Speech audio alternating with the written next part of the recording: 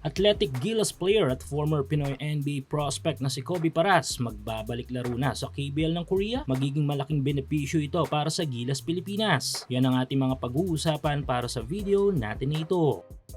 Isang basketball rumor ang umuugong ngayon sa Korea. Matapos ang ilang taong ups and downs sa kanyang professional basketball career ay isa na namang international opportunity ang posibleng bumukas para kay Kobe Paras. Ayon sa mga ulat mula sa Korean basketball circles, kabilang umano si Kobe sa mga pinag-aaralang Asian quota candidates ng ilang KBL teams para sa kanilang nalalapit na season. At kung magkatotoo ito, maaaring ito na ang comeback story na matagal nang inihintay na maraming mga Filipino basketball fans. Pero sang team kaya babagay si Kobe? Ano ang maiaambag niya at kaya pa ba niyang makipagsabayan sa isa sa pinakamalakas ngayon na liga ng basketball sa Asia? Hindi tulad ng iniisip ng iba, ay napakataas ng antas ng Korean Basketball League. Mas mabilis ang pace, mas organized ang mga offensive system, mas technical ang depensa, at halos bawat possession ay pinag-aaralan. Kaya kung papasok si Kobe rito, hindi sapat ang pagiging athletic lang. Kailangan niyang patunayan na kaya niya maglaro sa modern team-oriented basketball. Sa edad niya ngayon, nasa punto si Kobe kung saan ay nasa prime athletic years pa rin siya. Sa taas ng 6'6" at haba ng galaw, isa pa rin siya sa pinakatalentadong Filipino wing sa ating henerasyon. Mayroon siyang elite athleticism, transition scoring, explosive finishing, positional versatility, at ability to defend multiple positions sa modern basketball. Malaking bagay ang isang wing na kayang magbantay ng guards hanggang forwards. At ito mismo ang isa sa mga katangiang hinahanap ng mga KBL teams. May isang available team ngayon sa KBL ng Korea na pwedeng laruan ni Kobe. Ito nga yung kupunan ng Ulsan Mobis. Ito ang uri ng kupunan na gumagamit ng maraming off-ball actions at mabilis na ball movement. Dito ay maaaring lumabas ang kakayahan ni Kobe bilang isang cutter. Kapag natutunan niya maglaro ng walang bola, pwede siyang magkaroon ng maraming easy basket. Ito rin ang klase ng sistema na ginagamit ng marami sa mga high-level international teams. Pero tanong na nga lang dito ay handa ba si Kobe Paras para sa KBL? Dahil sa Korea, hindi sapat ang highlights, hindi sapat ang dunks, at hindi rin sapat ang athleticism lang. Ang tinitignan doon ay consistency, shooting, decision making, at basketball IQ. Ito ang mga aspeto sa laro na kailangan maipakita ni Kobe upang manatili sa roster at magkaroon ng malaking papel sa kupunan. Kung magtagumpay si Kobe para sa KBL ng Korea, magandang balita ito para sa Gilas Pilipinas dahil haharap siya gabi-gabi sa mga world imports. Korean national team players, mataas na antas na kompetisyon, at ganitong karanasan ay maaaring magpataas muli ng kanyang value bilang isang international caliber wing. Sa dami ng pinagdaanan ni Kobe para sa kanyang basketball journey, maaaring ito na ang isa sa pinakamahalagang pagkakataon ng kanyang career. Hindi para patunayan kung gaano siya kataas tumalon, hindi para gumawa ng mga viral highlights, kundi para ipakita na kaya niya maging isang kumpletong modern basketball player. At kung mangyari yon, baka ito na ang simula ng pinakamatagumpay na kabanata ng kanyang professional basketball career.